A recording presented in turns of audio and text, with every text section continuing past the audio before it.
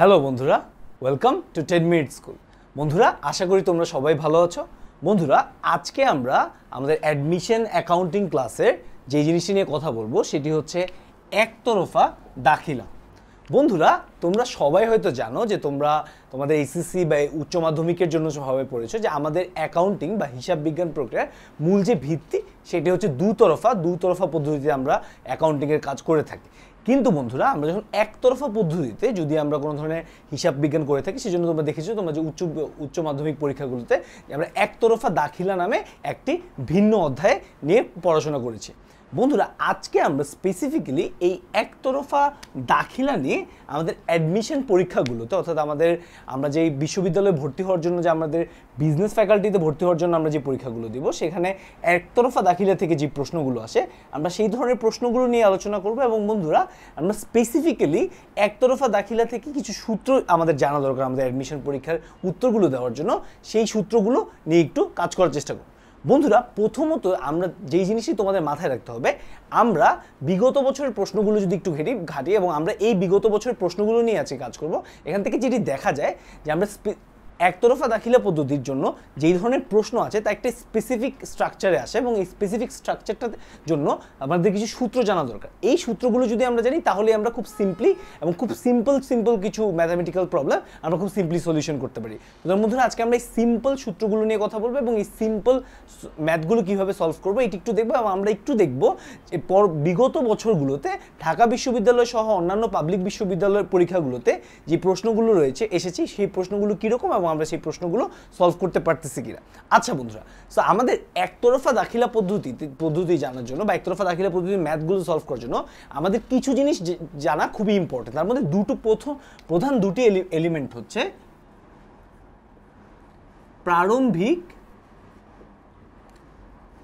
প্রারম্ভিক মূলধন এবং সমাপনী মূলধন। বন্ধুরা, এই প্রারম্ভিক মূলধন কি এবং সমাপনী মূলধন কি?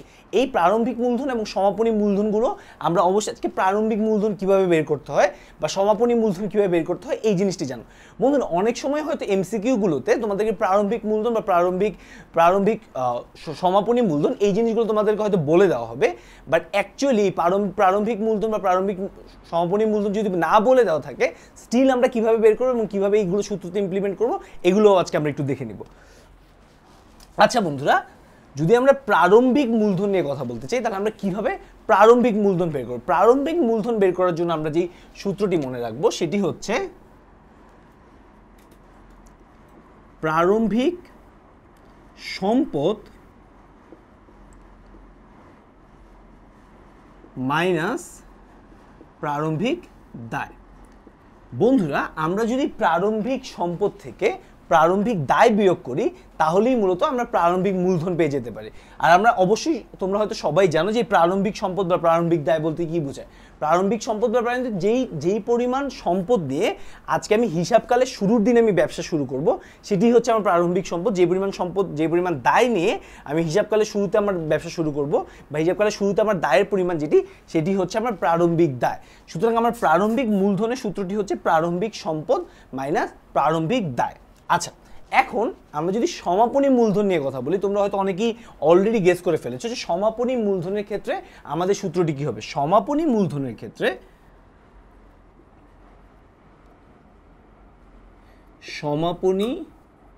সমাপনী মূলধনের ক্ষেত্রে সূত্রটি খুবই সিম্পল। সমাপনী মূলধনের ক্ষেত্রে আমরা যদি প্রারম্ভিক মূলধনের সূত্রটি দেখি, এক্স্যাক্টলি সেম, সম্পদ মাইনাস দায়। এবং বন্ধুরা, তোমরা অনেকেই হয়তো ধরে ফেলেছো বা অনেকেই বুঝতে পারছো যে এই সম্পদ প্লাস দায়টি হবে হচ্ছে সমাপনী সম্পদ মাইনাস সমাপনী দায়। অর্থাৎ প্রারম্ভিক মূলধন বের করার জন্য তুমি প্রারম্ভিক সম্পদ থেকে প্রারম্ভিক দায় মাইনাস করলে প্রারম্ভিক মূলধন পাবে এবং সমাপনী মূলধন বের করার জন্য সমাপনী সম্পদ থেকে সমাপনী দায় মাইনাস করতে হবে। তাহলে বন্ধুরা, আমরা কি প্রারম্ভিক মূলধন এবং প্রারম্ভিক সমাপনী মূলধন সম্পর্কে বুঝতে পেরেছি? প্রারম্ভিক মূলধন হচ্ছে সেই এলিমেন্ট যেটি হচ্ছে আমি প্রারম্ভিক সম্পদ থেকে প্রারম্ভিক দায় মাইনাস করে পাবো এবং সমাপনী মূলধন বের করার জন্য আমি সমাপনী সম্পদ থেকে সমাপনী দায় বিয়োগ করব। আচ্ছা বন্ধুরা, আমরা যদি একটু সূত্রগুলো আমরা এই পাশে লিখে রাখি, কারণ আমরা বলেছিলাম যে আমরা কিছু ম্যাথমেটিক্যাল প্রবলেমও সলভ করব। সুতরাং আমি যখন প্রারম্ভিক মূলধন ইজ ইকুয়াল টু প্রারম্ভিক সম্পদ মাইনাস প্রারম্ভিক দায় এবং সমাপনী মূলধন ইজ ইকুয়াল টু সমাপনী সম্পদ মাইনাস সমাপনী দায়। সো বন্ধুরা, আমরা আমাদের একতরফা দাখিলা পদ্ধতি সংক্রান্ত যে কোনো হিসাব বিজ্ঞান প্রবলেম সলভ করতে হলে আমার এই দুটি জিনিস খুবই জানতে হবে। আইদার তুমি যখন প্রশ্ন পাবে বন্ধুরা, অ্যাডমিশনের পরীক্ষায় যখন আমি প্রশ্ন পাও তখন কিন্তু তোমার একটু সফিস্টিকেটেডলি চিন্তা করতে হবে। তোমার প্রথমে চিন্তা করতে হবে আইদার তোমার প্রারম্ভিক মূলধন বা সমাপনী মূলধন তোমার প্রশ্নে আছে কিনা। যদি প্রশ্নে প্রারম্ভিক মূলধন বা সমাপনী মূলধন না থাকে তাহলে তুমি কোনটার জন্য লুক ফরওয়ার্ড করবে? তুমি লুক ফরওয়ার্ড যে প্রারম্ভিক সম্পদ বা প্রারম্ভিক দায় মেনশন করে দেওয়া আছে কিনা, যেখান থেকে তুমি প্রারম্ভিক মূলধন পেতে পারো, বা সমাপনী সম্পদ বা সমাপনী দায় মেনশন করা আছে কিনা, যেখান থেকে তুমি সমাপনী মূলধন সম্পর্কে জানতে পারো। আচ্ছা বন্ধুরা, এরপরে আমরা যে জিনিসটি জানবো সেটি হচ্ছে উত্তোলন। আমরা একটু দেখব যে আমরা একতরফা দাখিলা পদ্ধতিতে আমাদের যদি কোনো ম্যাথ সলভ করতে হয় তাহলে আমাদের উত্তোলনের যে সূত্রটি, এই সূত্রটি সবচেয়ে ইম্পর্টেন্ট। বন্ধুরা আমার মতে, আমি যখন আমার অ্যাডমিশন পরীক্ষা দিয়েছিলাম আমি এই উত্তোলনের সূত্রটি সবচেয়ে ভালো মতো আমার মাথায় রেখেছিলাম, এবং এর থেকেই কিন্তু আমি যে কোনো ধরনের ডেরিভেটিভ সূত্র নিয়ে আসতে পারি, যেটি আলোচনাটা আমরা পরে করব। আচ্ছা, উত্তোলনের সূত্রটি কি বন্ধুরা? উত্তোলনের সূত্রটি হচ্ছে প্রারম্ভিক মূলধন প্লাস অতিরিক্ত মূলধন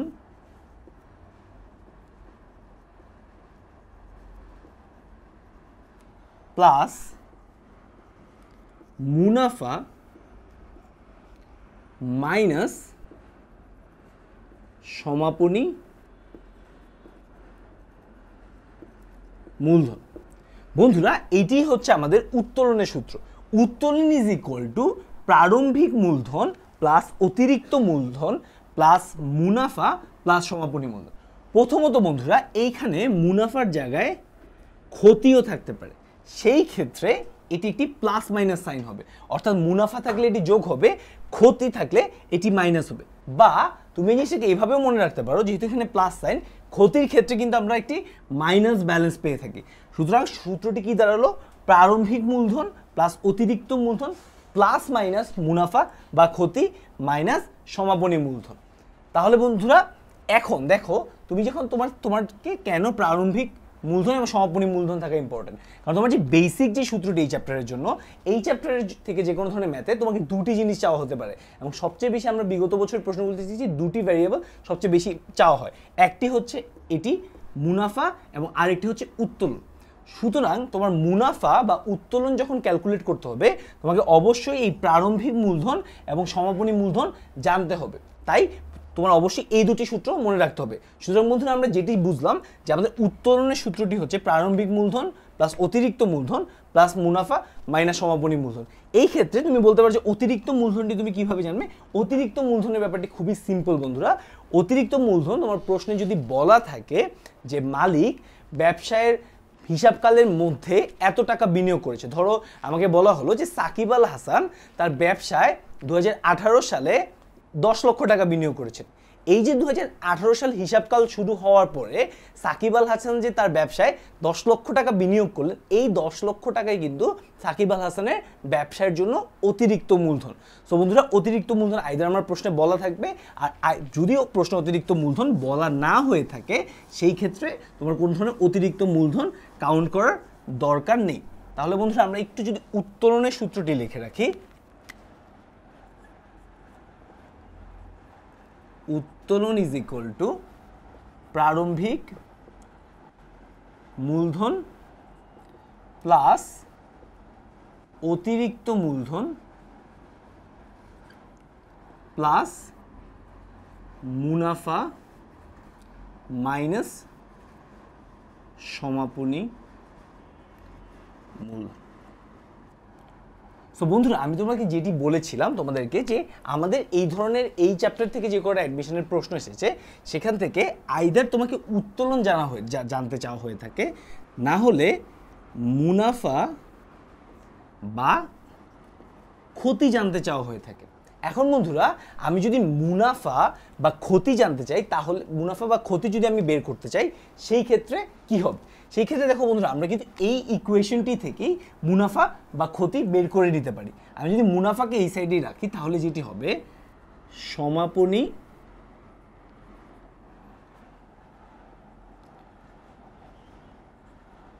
মূলধন প্লাস উত্তোলন, যেহেতু এটা এই সাইডে রয়েছে,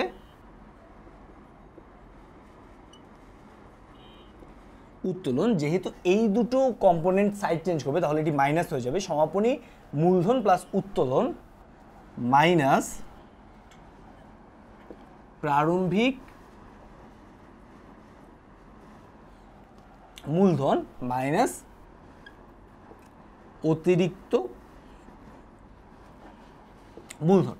সো বেসিক্যালি বন্ধুরা, আমার যে দুটি মেইন কম্পোনেন্ট এই চ্যাপ্টার থেকে জানতে চাওয়া হয়ে থাকে, উত্তোলনের সূত্র দাঁড়ালো প্রারম্ভিক মূলধন প্লাস অতিরিক্ত মূলধন প্লাস মুনাফা মাইনাস সমাপনী মূলধন, এবং মুনাফা বা ক্ষতির সূত্র দাঁড়ালো সমাপনী মূলধন প্লাস উত্তোলন মাইনাস প্রারম্ভিক মূলধন মাইনাস অতিরিক্ত মূলধন। সো বন্ধুরা, এই ক্ষেত্রে আমার যদি সুতরাং আমাকে যদি কোনো সময় উত্তোলন বা মুনাফা বা ক্ষতি জানতে চাওয়া হয়ে থাকে, এই ক্ষেত্রে আমার যে দুটি জিনিস প্রশ্ন থেকে জেনে নিতে হবে, সেটা হচ্ছে সমাপনী মূলধন কত এবং প্রারম্ভিক মূলধন কত। এই ক্ষেত্রে আমাকে যদি সমাপনী মূলধন বা প্রারম্ভিক মূলধন বলা না দেখে থাকে, তাহলে আমার এই সমাপনী মূলধন বা প্রারম্ভিক মূলধনের সূত্রটি ইমপ্লাই করতে হবে। আচ্ছা বন্ধুরা, এই ধরনের প্রশ্নে অনেক ক্ষেত্রে আমরা দেখি যে তোমাকে এটি বলা থাকতে পারে যে প্রারম্ভিক ধরো তোমার প্রশ্নে তোমাকে বলে দেওয়া হলো যে প্রারম্ভিক সম্পদ ধরো 100 টাকা, প্রারম্ভিক দায় ধরো 50 টাকা। এই ক্ষেত্রে এবং তোমাকে এটি বলে দেওয়া হলো যে সমাপনী মূলধনের পরিমাণ প্রারম্ভিক মূলধনের 10% বেশি। এই ক্ষেত্রে তাহলে কি হবে? তোমাকে প্রথমে যে জিনিসটি বের করতে হবে সেটি হচ্ছে তোমার প্রারম্ভিক মূলধনের পরিমাণ 50 টাকা, এবং তারপরে যদি তোমাকে বলা হয় সমাপনী মূলধন প্রারম্ভিক মূলধনের 10% বেশি হবে, তাহলে তার মানে তোমার সমাপনী মূলধন দাঁড়াবে 55 টাকা। কিভাবে বন্ধুরা? কারণ এই 50 টাকার যদি আমি 10% করে থাকি, তাহলে সেটি হয় 5 টাকা, এবং আমি যেহেতু সমাপনী মূলধন আমাকে বলা হয়েছে 10% বেশি, সেই ক্ষেত্রে আমি 5 টাকা যোগ করলে আমি সমাপনী মূলধন পাবো 55 টাকা। মানে এইভাবে তোমাকে যদি কোনো প্রশ্নের মধ্যে তোমার ইনফরমেশন মিসিং থাকে, আমাদের সূত্রটিতে ইনফরমেশনের মিসিং লিঙ্কটি অ্যাড করতে হবে, এভাবে ম্যাথ সলভ করতে হবে। আচ্ছা বন্ধুরা, আমরা এখন একটু দেখে নিব যে আমরা কীভাবে আমাদের এই ম্যাথগুলো সলভ করবো, বা বিগত বছরের বিশ্ববিদ্যালয়ের যে পরীক্ষাগুলো হয়েছে সেই পরীক্ষাগুলোতে কোন ধরনের ম্যাথ আসছে। সো বন্ধুরা, আমরা আমাদের ফার্স্ট এমসিকিউটি একটু দেখে নিই।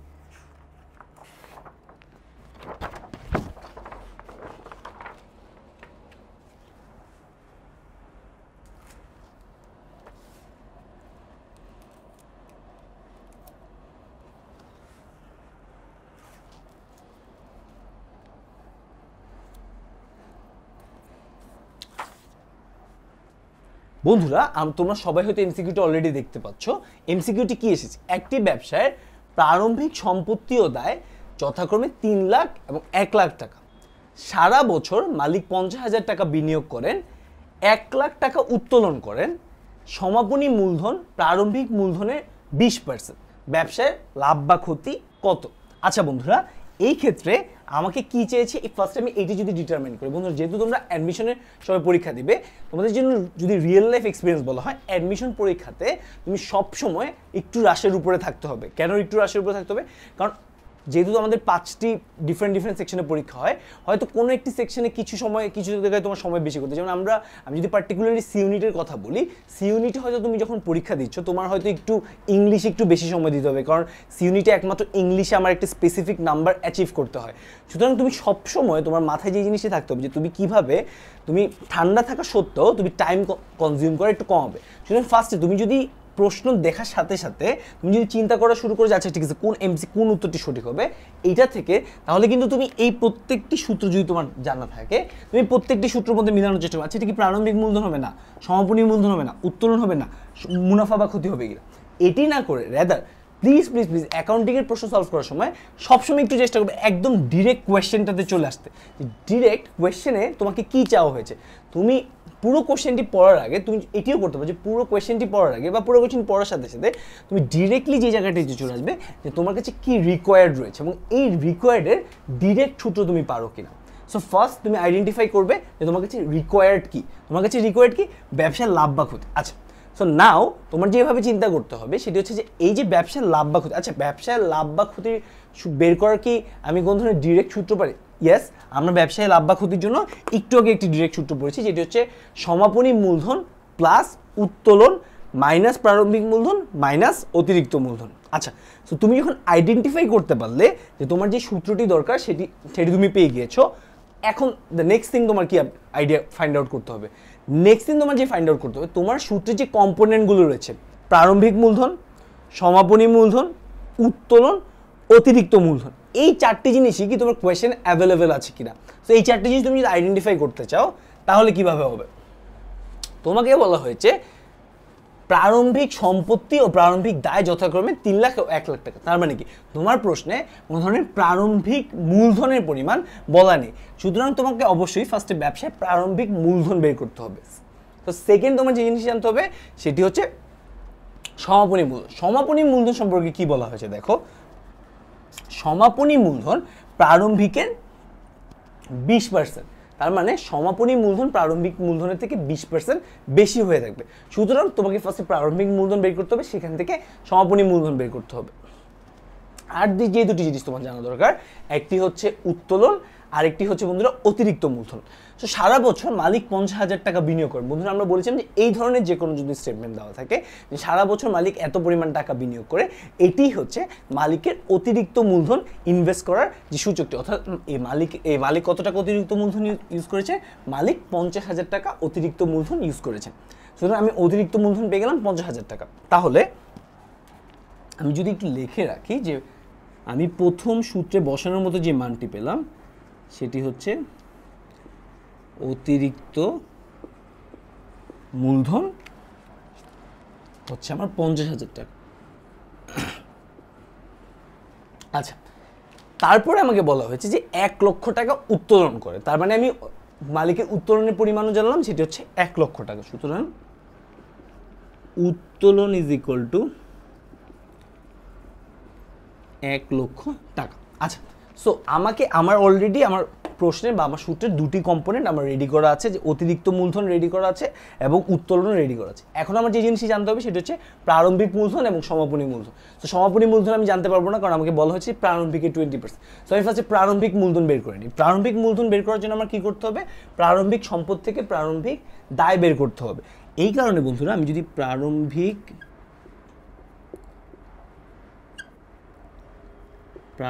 মূলধন বের করতে চাই, তাহলে প্রারম্ভিক মূলধন is equal two 3 lakh minus 1 lakh টাকা।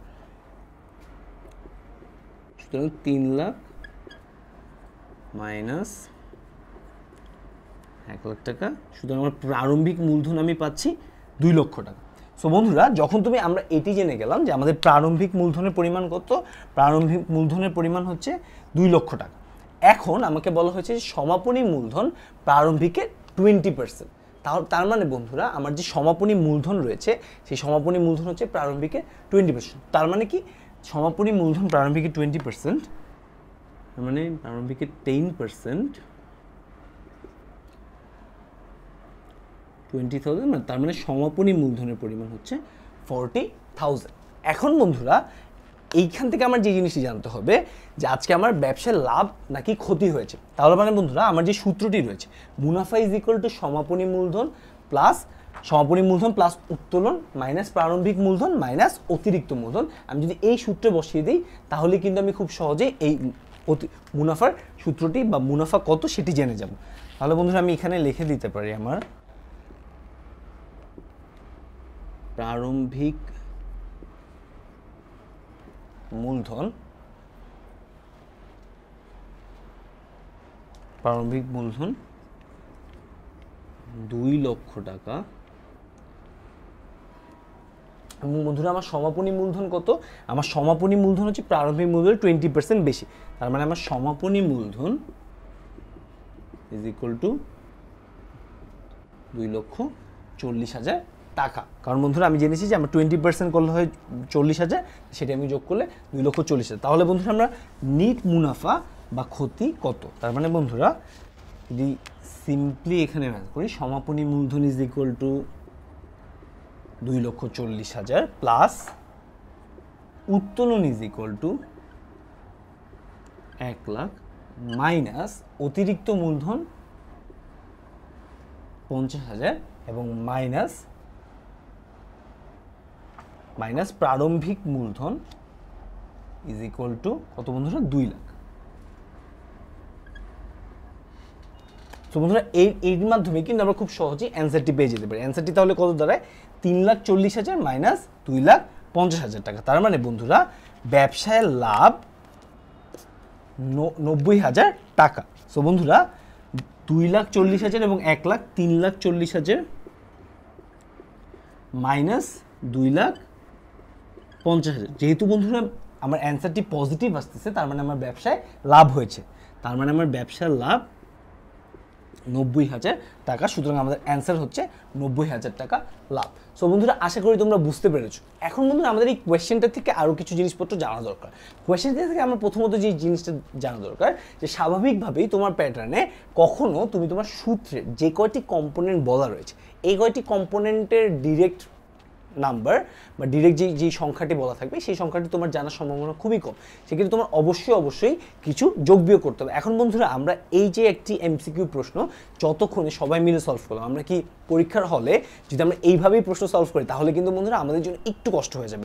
আমরা একটু যে জিনিসটা করার চেষ্টা করবো। সো দেখো, তুমি যে যখন তোমাকে বলা আছে প্রারম্ভিক সম্পত্তি ও প্রারম্ভিক দায় হচ্ছে 3 লাখ 1 লাখ, তো তোমার একটু সাথে একটু ইনটিউটিভলি ক্যালকুলেট করে ফেলতে হবে। তার মানে আমার প্রারম্ভিক মূলধন 2 লক্ষ টাকা। তো তুমি যখন 2 লক্ষ টাকা দেখবে এবং তুমি যখন এই লাইনটি দেখবে সমাপনী মূলধন প্রারম্ভিকের 20%, এটি 20% বেশি, পরীক্ষায় তোমাকে মেনশন করে দেবে 20% বেশি। তার মানে তুমি কিন্তু ইনটিউটিভলি, যদি আমরা যেভাবে শিখেছিলাম আমরা কিভাবে 10% বের করব, কোনো কিছুর যদি একটি ভ্যালু থাকে 2 লক্ষ টাকা এবং এর যদি আমাকে 10% বের করতে বলা হয়, তাহলে আমি খুব ইজিলি একটি শূন্য বাদ দিলেই আমি আমার 10% বের করে ফেলবো। সুতরাং আমার 10% কত? 20,000 টাকা। এই 20,000, সো তোমাকে বলা হচ্ছে যে 20% বেশি, তুমি যখন 10% বের করে ফেলবে, তার মানে 20% হচ্ছে 40,000 টাকা। সো তুমি 40,000 টাকা এই যোগ বিয়োগগুলো কিন্তু আমরা একদম মনে করে ফেলবো। 2 লাখ টাকার সাথে আমি যখন 40,000 টাকা যোগ দিয়ে ফেলবো, তার মানে আমার সমাপনী মূলধন 2,40,000 টাকা। সো তখন কিন্তু উইথিন আ সেকেন্ড আমার মাথায় এই জিনিসগুলো, অর্থাৎ এই প্রত্যেকটা ফিগার চলে আসবে। দেন জাস্ট তুমি তোমার, এবং এই যোগ বিয়োগটাও কিন্তু তুমি খুব ইনটিউটিভলি করতে পারো। তুমি জাস্ট এই 2,40,000 টাকার সাথে তুমি 1 লক্ষ টাকা যোগ, তুমি কিন্তু সূত্রটি জানো। সো তুমি কি করতে পারো, তুমি হচ্ছে সমাপনী মূলধনের সাথে, তো সমাপনী মূলধন প্লাস উত্তোলন, অ্যান্ড দেন মাইনাস করে দিবে হচ্ছে তোমার অতিরিক্ত মূলধন এবং প্রারম্ভিক মূলধন। অর্থাৎ এই পুরো ম্যাথটাই তুমি কিন্তু ইনটিউটিভলি উইথিন আ 10 সেকেন্ড তোমার করতে হবে। এবং বন্ধুরা সবসময় মনে রাখবে, যেই ম্যাথগুলো খুব সিম্পল, যেমন এইখানে তোমার পার্সেন্টেজ 20%, এটা খুব সিম্পলি বের করা যায়, তোমার অবশ্যই এই জায়গায় টাইম সেভ করতে হবে। সুতরাং অবশ্যই এই ম্যাথটি করার আগে তুমি ইনটিউটিভলি চিন্তা করতে হবে, তুমি তো মনে চিন্তা করে যোগ বিয়োগ করে ডিরেক্টলি এই অ্যান্সারটিতে চলে আসতে হবে। অর্থাৎ আমরা সবাই মিলে এই অ্যান্সারটিতে হয়তো আসতে 10 মিনিট সময় লাগতেছে, বাট অবশ্যই মনে রাখবে পরীক্ষার হলে কিন্তু তোমার এই অ্যান্সারটিতে আসতে 10 সেকেন্ড সময় পাবা, বা তুমি 10 সেকেন্ড সময় আসলে তোমার জন্য বেটার, তুমি অন্য জায়গায় টাইম বেশি ফোকাস করতে পারবে। সুতরাং বন্ধুরা আমরা একটু এই যে যখন পরীক্ষার এই প্রশ্নগুলো সলভ করবো, তখন একটু এভাবে প্র্যাকটিস করবো যে আমরা কি ডিরেক্টলি 10% কাউন্ট করতে পারতেছি কিনা, বা আমরা ডিরেক্টলি 20% কাউন্ট করতে পারতেছি কিনা, কিংবা আমরা 3,40,000-এর সাথে 2,40,000-এর যোগ বিয়োগটা করে ফেলতে পারতেছি না। এই প্র্যাকটিসগুলো আমাদের একটু বানিয়ে নিতে হবে। সুতরাং বন্ধুরা আমরা আমাদের ফার্স্ট এমসিকিউটা সলভ করতে পারলাম। ফার্স্ট এমসিকিউ রেজাল্ট হচ্ছে 90,000 টাকা লাভ। আচ্ছা, সো আমরা এখন একটু আরেকটি এমসিকিউ দেখে নিব। বন্ধুরা আমরা যেহেতু বলছি যে তোমাদের এই চ্যাপ্টারটি থেকে সাধারণত এই একটি প্যাটার্নের প্রশ্নগুলো আসে, তো আমরা এখন একটু দেখি আমরা আরও কুইকলি আমরা একটু ডিফারেন্ট প্রশ্নগুলো সলভ করতে পারি কিনা। ঠিক আছে বন্ধুরা?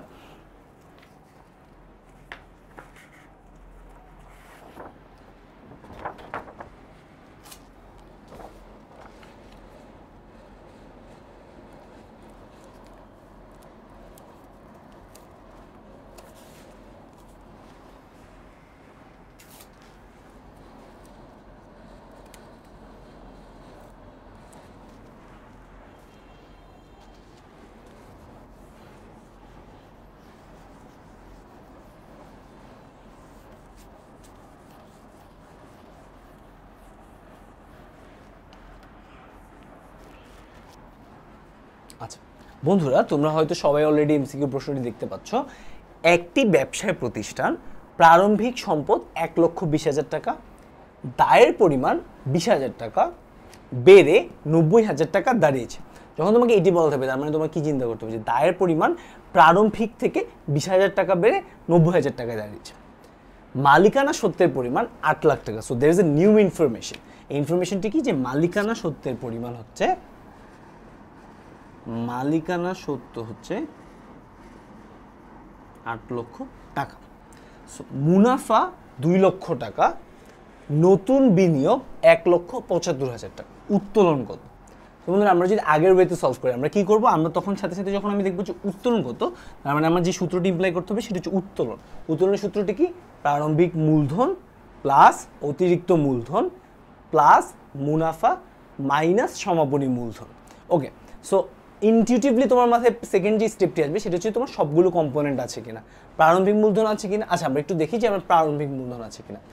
আমার প্রারম্ভিক মূলধন বলা আছে 1,20,000 টাকা, কিন্তু আমার প্রারম্ভিক সম্পদ বলা আছে, দুঃখিত বন্ধুরা, প্রারম্ভিক দায় বলা আছে, তার মানে আমার প্রারম্ভিক মূলধন নেই। ওকে, আমার সমাপনী মূলধনের পরিমাণও বলা নেই, আমাকে মুনাফার পরিমাণ বলা আছে। সুতরাং মুনাফার পরিমাণ কত আমি যদি লিখি, মুনাফা হচ্ছে 2 লক্ষ টাকা। আচ্ছা, নতুন বিনিয়োগ 1,75,000 টাকা, তার মানে আমার অতিরিক্ত মূলধনের পরিমাণও বলা আছে, অতিরিক্ত মূলধন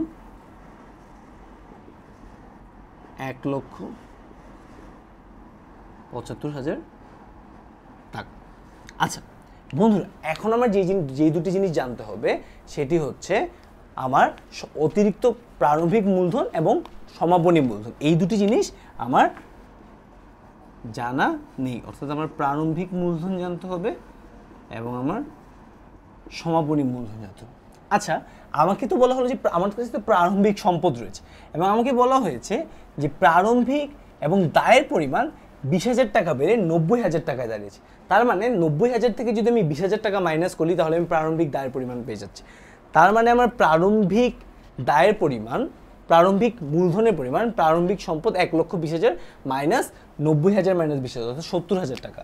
তার মানে 1,20,000 টাকা থেকে আমি যদি 70,000 টাকা মাইনাস দিই তাহলে আমার প্রারম্ভিক মূলধনের পরিমাণ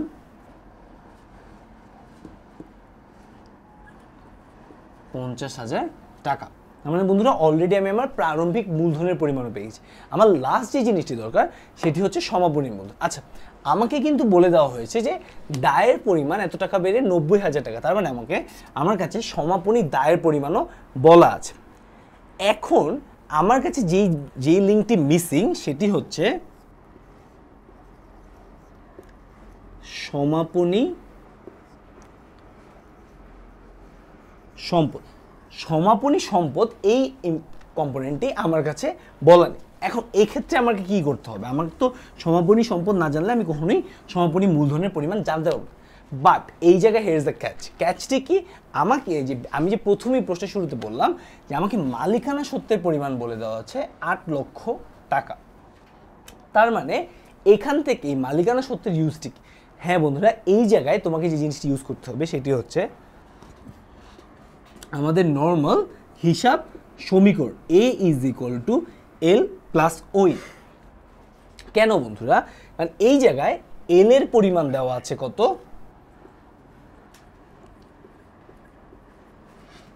90,000 টাকা। এখন বন্ধুরা, আচ্ছা বন্ধুরা, একটা মিনিট, তোমাদের যে জিনিসটি একটু কনফার্ম করা দরকার সেটি হচ্ছে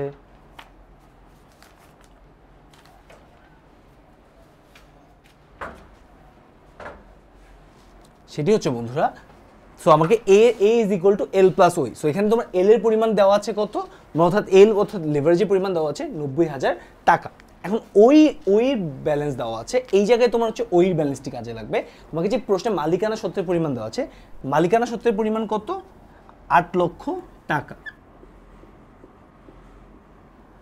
সুতরাং তুমি কিন্তু A is equal to L plus ওই সমীকরণ ব্যবহার করে এই 8 লক্ষ এবং 90,000 তো তুমি বের করতে পারবে তোমার সমাপনী সম্পদের পরিমাণ 8,90,000 টাকা। সো বন্ধুরা, অনেক ক্ষেত্রে হয়তো তোমাকে সমাপনী সম্পদ ডিরেক্টলি দেওয়া থাকবে না, বা A ইজ ইকুয়াল টু ওই A is equal to L plus ওই, এই সূত্রটি কিন্তু তোমার হয়তো এই প্রশ্নে ইমপ্লাই করার কথাও না, বাট যেহেতু তোমাকে যে ধরনের কম্পোনেন্ট বলা আছে তুমি সেই ধরনের কম্পোনেন্ট ওয়াইজ তোমার সূত্রটি বের করে নেবে। সুতরাং তুমি জানতে পারলে যে তোমার সমাপনী সম্পদের পরিমাণ হচ্ছে 8,90,000 টাকা। আচ্ছা, সমাপনী সম্পদ থেকে তোমার কি বের করতে হবে, বাদ দিতে হবে সমাপনী দায়। তাহলে তুমি কি পারবে, সমাপনী মূলধন, অর্থাৎ সমাপনী মূলধনের পরিমাণ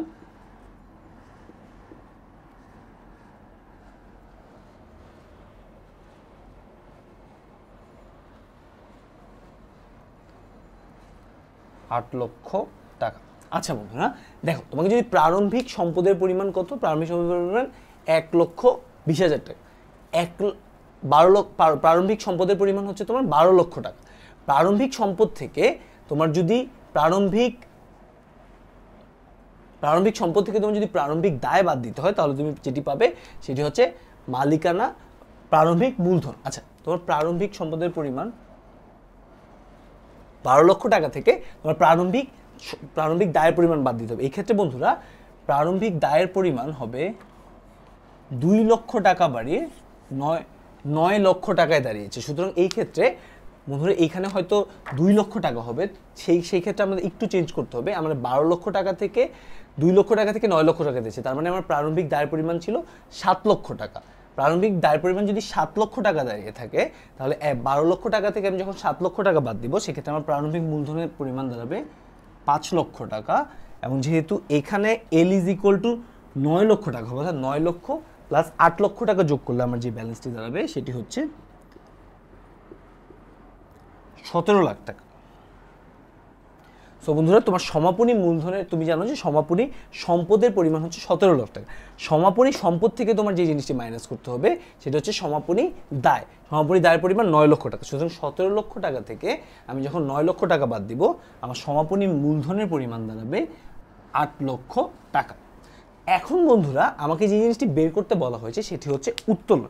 বন্ধুরা আমরা একটু আবার ক্লিয়ার আউট করে নিই, আমি যেহেতু মাঝখানে সমস্যা ছিল, সেটি হচ্ছে যে মুনাফার পরিমাণ তোমার 2 লক্ষ টাকা, অতিরিক্ত মূলধনের পরিমাণ 1,75,000 টাকা, প্রারম্ভিক মূলধনের পরিমাণ 5 লক্ষ টাকা এবং সমাপনী মূলধনের পরিমাণ 8 লক্ষ টাকা।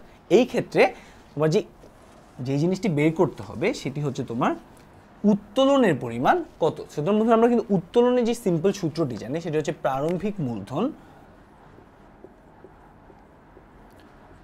প্লাস অতিরিক্ত মূলধন প্লাস মুনাফা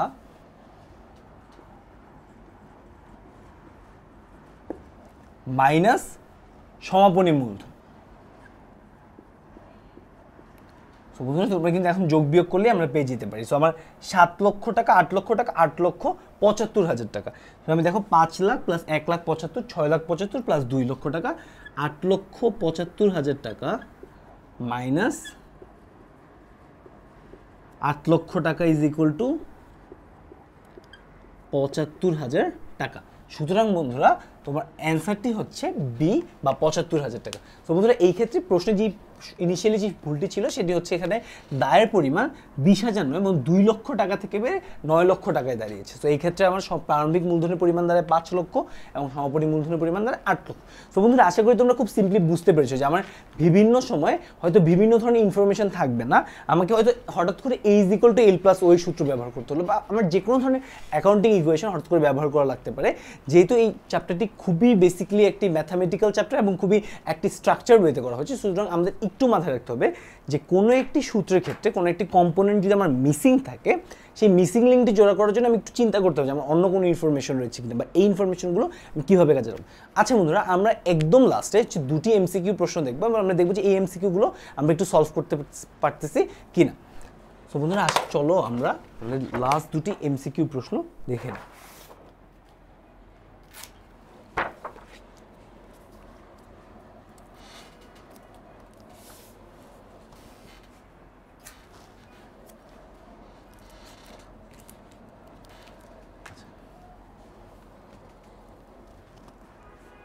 বন্ধুরা তোমরা সবাই হয়তো প্রশ্নটি অলরেডি দেখতে পাচ্ছ যে প্রারম্ভিক মূলধন 16,500 টাকা, সমাপনী মূলধন 11,350 টাকা, উত্তোলন 3,300 টাকা। তো বন্ধুরা এটি কিন্তু আমরা এতক্ষণ যে ম্যাথগুলো সলভ করেছি তাতে খুবই সিম্পল একটা প্রশ্ন। সুতরাং এখন যে স্টেটমেন্টগুলো বলা আছে যে ক্ষতি 1,850 টাকা, লাভ 1,850 টাকা, ক্ষতি 8,450 টাকা, লাভ হয়েছিল 8,450 টাকা। সো বন্ধুরা আমরা খুব সিম্পলি যে জিনিসটি করতে পারি, আমাদের এখানে সমাপনী মূলধন বলে দেওয়া আছে 11,350 টাকা। আমার এখানে কোনো ধরনের অতিরিক্ত মূলধন বলা নেই, উত্তোলন বলা রয়েছে 3,300 টাকা, তার মানে প্রারম্ভিক মূলধন 16,500 টাকা। তো বন্ধুরা আমি যখন 11,350 এবং 3,300 টাকা আমি যদি যোগ করি তাহলে আমার আসবে হচ্ছে 14,650 টাকা মাইনাস 16,500 টাকা। তার মানে বন্ধুরা আমার মাইনাসের ফিগারটি আসবে -1,850 টাকা। সুতরাং বন্ধুরা আমার ক্ষতি হবে 1,850 টাকা। তো বন্ধুরা দেখো, তোমার যখন মাইনাসে ফিগার চলে আসবে, মাইনাসে ফিগার আসলে কিন্তু তোমার অবশ্যই যেটি মনে রাখতে হবে সেটি হচ্ছে যে তোমার ব্যবসার ক্ষতি হয়েছে। যদি আমার প্লাসে ফিগার আসে বা নর্মালি আমাদের যে ফিগারটা আসে প্লাসে, সেই ক্ষেত্রে হচ্ছে আমার ব্যবসার লাভ হয়েছে।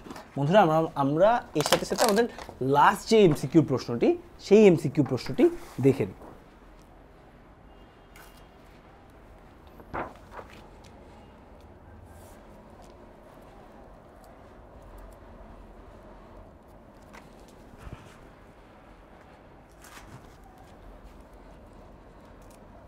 আচ্ছা বন্ধুরা, তোমরা সবাই হয়তো লাস্ট যে এমসিকিউটি সেটি দেখতে পাচ্ছ।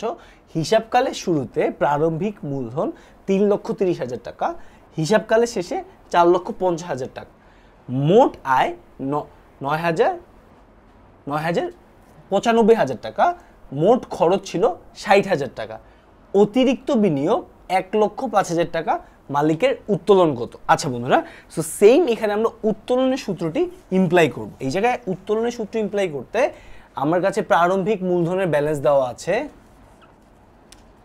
3,30,000 টাকা। আমাকে সমাপনী মূলধন বলা আছে হিসাবকালের শেষে 4,50,000 টাকায় পরিণত হবে। সুতরাং সমাপনী মূলধনের ব্যালেন্স হচ্ছে 4,50,000 টাকা। আচ্ছা, আমাকে এই জায়গায় না মুনাফা বলে দেওয়া নেই, রাদার আমাকে বলা হয়েছে আমার মোট আয় 95,000 টাকা, মোট খরচ 60,000 টাকা। বন্ধুরা এই ক্ষেত্রে আমরা সিম্পলি কী করবো, এই যে আমি বলেছিলাম যে কোনো ধরনের অ্যাকাউন্টিং ইকুয়েশন আমি ইমপ্লিমেন্ট করতে পারি। সুতরাং আমি এই জায়গায় আমার যে সূত্রটি বসাতে হবে সেটা হচ্ছে মুনাফা ইজ ইকুয়াল টু আয় মাইনাস ব্যয়। সো বন্ধুরা খুবই সিম্পল একটি ইকুয়েশন, বাট তোমার কিন্তু অ্যাডমিশনের পরীক্ষায় প্রশ্ন আসার সাথে সাথে মাথায় রাখতে হবে যে আচ্ছা ঠিক আছে, যখন আমার মুনাফা দেওয়া নেই তো আমি মুনাফা কীভাবে বের করতে পারি। তো মুনাফা বের করার অনেক ধরনের ওয়ে হতে পারে, তার মধ্যে খুব সিম্পলি আমি আয় থেকে ব্যয় বাদ দিলে মুনাফা দেখতে পারি। তখন তোমার প্রশ্নে যে জিনিসটি খুঁজতে হবে যে তোমার আয় বা ব্যয় প্রশ্নে বলা আছে কিনা। সো আমার এখানে বলা আছে প্রশ্নে মোট আয় হচ্ছে 95,000 টাকা, মোট ব্যয় হচ্ছে 60,000 টাকা। সুতরাং 95,000 মাইনাস 60,000 টাকা। সুতরাং এই ক্ষেত্রে তুমি তোমার মুনাফাটি পেয়ে যেতে পারো। আমাদের মুনাফাটি হচ্ছে 35,000 টাকা। সুতরাং বন্ধুরা আমরা বলতে পারি যে মুনাফা ইজ ইকুয়াল টু 35,000 টাকা। এখন এই ক্ষেত্রে তোমার মালিকের উত্তোলনের পরিমাণ, অতিরিক্ত বিনিয়োগের কথা বলা আছে 1,05,000 টাকা। সো অতিরিক্ত মূলধন ইজ ইকুয়াল টু খুব সিম্পলি 1,05,000 টাকা। সুতরাং আমরা যদি এইবার আবার উত্তোলনের সূত্রে যদি আমরা সবগুলো যে কম্পোনেন্টগুলো রয়েছে সেগুলোকে ইমপ্লাই করি তাহলে হচ্ছে আমার 3,30,000 প্লাস অতিরিক্ত মূলধন 1,05,000 প্লাস মুনাফা 35,000 মাইনাস সমাপনী মূলধন 4,50,000 টাকা। সুতরাং বন্ধুরা আমি যদি এই পাশে যোগফলগুলো করে ফেলি ভাবে 10,000 টাকা 40, 1,40,000 টাকা প্লাস 3,30,000 টাকা। সুতরাং 4,70,000 টাকা। 4,70,000 টাকা থেকে আমার 4,50,000 টাকা মাইনাস করলে অ্যান্সারটি আসবে 20,000 টাকা। এবং বন্ধুরা এই প্রশ্নের উত্তরটি হচ্ছে এই ব্যবসার মালিকের উত্তোলন হচ্ছে 20,000 টাকা। সো বন্ধুরা আশা করি তোমরা যে জিনিসটি বুঝতে পেরেছো সেটা হচ্ছে যে আমাদের এই চ্যাপ্টারের প্রশ্নগুলো খুবই সিম্পলি আমাদের দুটি সূত্র মাথায় রাখতে হয়, একটা হচ্ছে লাভ বা মুনাফা আর একটা হচ্ছে উত্তোলন। সো উত্তোলনের বেসিক সূত্রটি কি? উত্তোলনের বেসিক সূত্রটি হচ্ছে প্রারম্ভিক মূলধন প্লাস অতিরিক্ত মূলধন প্লাস মুনাফা। অর্থাৎ তোমার ব্যবসায় যত ধরনের ইনফ্লো হবে, ইনফ্লো থেকে তোমার লাস্টে যেই টাকাটি বেঁচে যাবে সেই টাকাটি, সুতরাং সেটা হচ্ছে সমাপনী মূলধন। এটি বের করার মাধ্যমেই আমি আমার বের করতে পারি যে পুরো ব্যবসায় আমার উত্তোলনের পরিমাণ কত হয়ে থাকবে। সো এটি হচ্ছে আমার উত্তোলনের সূত্র। এখন এই ক্ষেত্রে উত্তোলন থেকে আমি যদি উত্তোলনের সূত্র থেকে খুব ইজিলি মুনাফা বের করে ফেলতে পারি, কারণ মুনাফাকে আমি যদি প্রশ্নে এই দুটি সাইজ সুইচ করি, আমার মুনাফা বা ক্ষতির যে সূত্রটি দ্বারা সেটি হচ্ছে সমাপনী মূলধন প্লাস উত্তোলন মাইনাস প্রারম্ভিক মূলধন মাইনাস অতিরিক্ত মূলধন। সো বন্ধুরা আশা করি তোমরা বুঝতে পেরেছো যে আমরা এই চ্যাপ্টারে ম্যাথগুলো কীভাবে সলভ করবো। সো আমরা যদি একদম সামারাইজ করে শেষ করি, আমাদের বেসিকলি কী মনে রাখতে হবে? আমাদের বেসিকলি মনে রাখতে হবে যে প্রারম্ভিক মূলধন এবং সমাপনী মূলধন আমরা কীভাবে বের করবো। এবং সেকেন্ড থিং আমাদের যেটি মনে রাখতে হবে সেটি হচ্ছে যে কখন আমরা যদি কোনো কিছু না থাকে আমরা যে কোনো ধরনের অ্যাকাউন্টিং ইকুয়েশন দিয়ে সেটি নিয়ে আসবো। সো বন্ধুরা এই জিনিসগুলো আমার মাথায় মনে রাখতে হবে। প্রশ্ন পাওয়ার পরে আমি কোন জিনিসগুলো মনে রাখবো? বন্ধুরা দেখো, এই যে একতরফা থেকে কিন্তু সবসময় পরীক্ষা হয়তো একটি বা দুটি প্রশ্ন থাকে। So it's a very easy math for you to get those number. তো তুমি যে জিনিসটি করতে হবে তুমি খুব সিম্পলি মনে রাখবে, প্রশ্ন পাওয়ার পরে আমি ফার্স্টে আইডেন্টিফাই করবো যে আমার থেকে কী চাওয়া হয়েছে। দুই, যেই জিনিসটি চাওয়া হয়েছে এটির জন্য আমাদের কোনো ডিরেক্ট কোনো সূত্র আছে কিনা। যদি সূত্র থাকে সেই সূত্রে কোন কম্পোনেন্টগুলো আমার মিসিং বা কোন কম্পোনেন্টগুলো রয়েছে।